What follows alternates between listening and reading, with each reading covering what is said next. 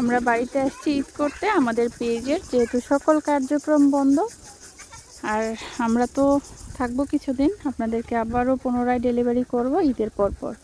যাদের পছন্দের চাদরগুলো আমাদের কাছে অর্ডার কনফার্ম করা আছে তারা ঈদের পর পাবেন। এখন আর কোনো ডেলিভারি আমরা দিচ্ছি না, এবং আমরা আপনাদেরকে সবসময়ই চেষ্টা করি যে সুন্দর কোয়ালিটি, ভালো কোয়ালিটি দেওয়ার জন্য। আর আপনারা যারা আমাদের চাদর দিয়ে ঈদ করবেন অবশ্যই আমাদের সাথে সুন্দর সুন্দর রিভিউ শেয়ার করবেন। আপনাদের মূল্যবান মতামত আমাদের পথ চলা সহজ করে দিবে। বাড়িতে আসলে সবসময় অনেক বেশি ভালো লাগে, আর গ্রামীণ জীবন তো অনেক বেশি আমার পছন্দ।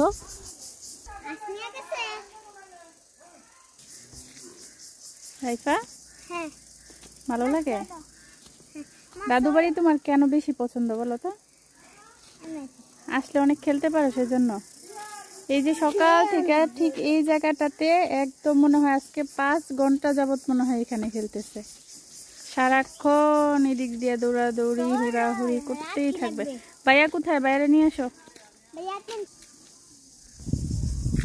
এই জায়গাটা হচ্ছে আমাদের বাড়ির সামনের অংশটা।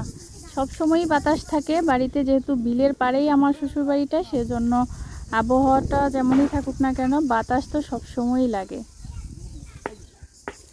সিম গাছে কয়েকটা সিম হয়েছে, আমি আবার কয়েকটা সিম দেখে দেখে তুলে নিয়েছি। মরিচ গাছ, তারপরে হচ্ছে মিষ্টি কুমড়া গাছ, চাল কুমড়া গাছ, অনেক রকমের গাছ এখানে লাগিয়েছে। এগুলো আমার শাশুড়ি করে, তো আমি আবার যতটুকু পারি তুলে নিয়েছি। আসলে বাড়িতে আসলে গ্রামে এই শাকসবজি খেলেও কিন্তু অনেক বেশি ভালো লাগে। এটা তো আমরা শহরে আসলে পাই না, এরকম হাতে তুলে টাটকা টাটকা শাকসবজি খাওয়া। এটা হচ্ছে আমাদের ধানের জমি। এখানেও দেখলাম যে ধান হয়েছে।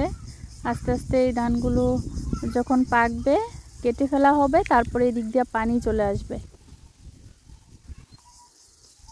এখানে দেখেন যতটুকু চোখ যাবে, মানে যতটুকু ফসলি জমি দেখা যাচ্ছে, এগুলো কিন্তু মানে ফসল আর থাকে না, এগুলো আপনার সব কিছু পানিতে একদম ভরপুর হয়ে যাবে। এই রাস্তাটাও পানিতে অনেক সময় একদম ডুবিয়ে ফেলে। পানি যখন বেশি আসে তখন এগুলা কিছুই থাকে না, রাস্তাটাও ভরে যায় পানিতে। আর এদিক দিয়ে সব সময়ই শাপলা ফুল ফুটে থাকে, তখন যে কি ভালো লাগে দেখতে, অনেক ভালো লাগে।